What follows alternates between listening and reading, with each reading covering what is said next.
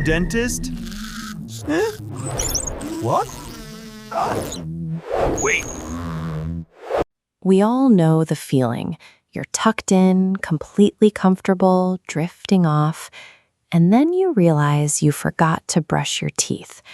The sheer physical resistance to getting out from under the covers is intense. For decades, society has accepted the manual process.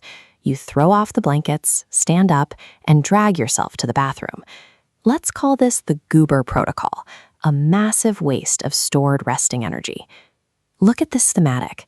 This is the proposed engineering solution to bypass that friction, the ultimate drone wingman.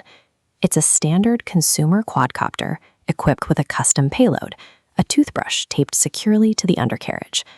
The operational parameters are strictly defined.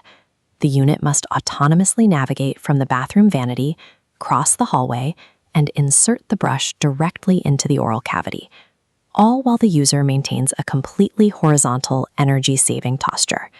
Now, inject a tight deadline into this scenario. A romantic date is set to walk through the front door any minute. You need peak minty freshness, but you cannot risk breaking a sweat. By attempting to automate the bathroom trip, we are trying to engineer physical